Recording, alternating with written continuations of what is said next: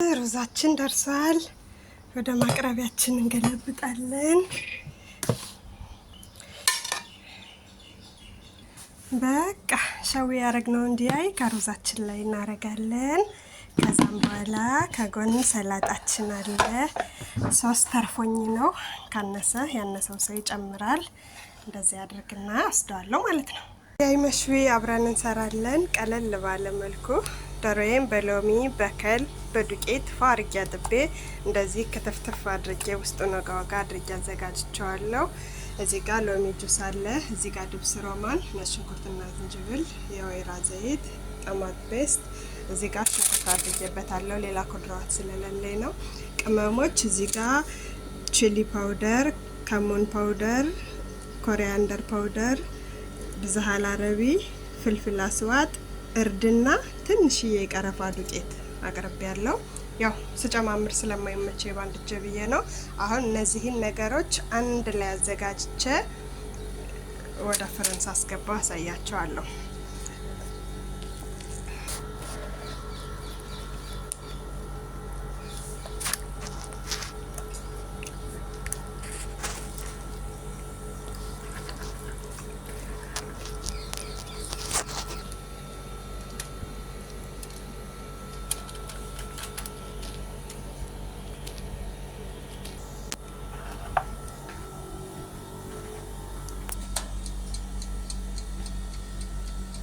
ከጎን ማቀርበውን ሰላጣ እንዴት እንደምሰራው አሳያችኋለሁ። እዚህ ጋር የተጠበሰ ሆብዝ አለኝ። እዚህ ጋር ሬድ ኬንዲ በነስ አለኝ። ከዚህ ጋር ደግሞ ሽምብራ አለኝ። ከዚህ ጋር በቆሎ አለኝ። እዚህ ቺሊ ፓውደር፣ እዚህ ዝብዳ አለኝ። ከዛ ምንድነው የምናረግ ዝብዳውን አድርገን መጥበሻ ላይ እነዚህን አንጠፈጥፋቸውና አንድ ጊዜ ሶስቱንም ጨምረን ትንሽ በርበሬ አድርገን ጠበስ ጠበስ እናረጋዋለን። ከዛ ደግሞ ሶስ እንዴት ነው የምናዘጋጅ ሮብ፣ ጣሂንዬ፣ ከሙን፣ ሎሚና ቁንዶ በርበሬ አድርገን ደግሞ ለብቻ እናዘጋጃለን። ያው ሳዘጋጅ ለመቅረጽ ስለማይመቼ ብዬ ነው። ከዛ ጨማምሬ ስጨምረው አሳያችኋለሁ። አሁን በቃ መጀመሪያ ይሄን ልጠባብስ፣ ከዛ ደግሞ ሶሱን አዘጋጃለሁ። ከዛ ወደ ቀይ እንዴት እንደማዘጋጀው አብረን እናያለን። አሁን ድስታችን ጥደን ቅቤ አድርገናል። ከዛ ሽንብራችን እናደርጋለን። ከዛ ወለቄ፣ ከዛ ደግሞ በቆላችን እናደርጋለን። ያው የታሸገውን ስለሚጠቀም ነው። ከዛ ትንሽ ቺሊ ፓውደር እናደርግና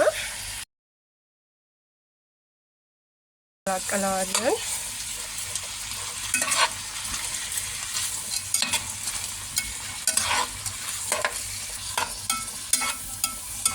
አሁን በቃ ቅቤ፣ ቺሊ ፓውደር እና እነዚህን ሶስቱን አትክልቶች አንድ ላይ እናዋህዳቸውና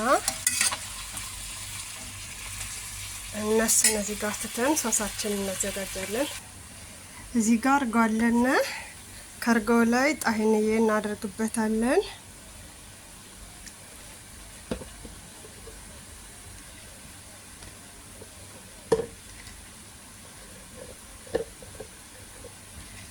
ከዛ ትንሽዬ ፍልፍል አስዋጥ፣ ትንሽ ጨው፣ ትንሽ ከሙን፣ ከዛ ሎሚ ያለና ሎሚያችንን እንጨምራለን። አሁን ሶሳችን እንደዚህ ተዘጋጅቷል። ከዛ ምንድነው የምናደርገው? ይሄ ማቅረቢያችን ሳህን አለ። ሀሳችን ተከትፏል። የተጠበሰ ቂጣችን አለ። ይሄም ደርሷል። አሁን መጀመሪያ ይሄን ወደ እቃው እንገለብጠዋለን። አሁን ይሄን ወደ ማቅረቢያችን ገልብጠናል። ከዛ ያዘጋጀነውን ህስ እናደርገዋለን።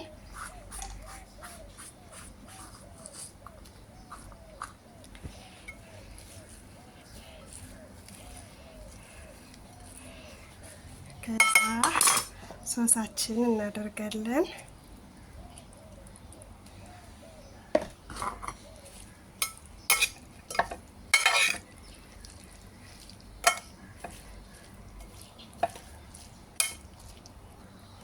ከላይ ቂጣውን የተጠበሰውን ቂጣ እናደርግበታለን።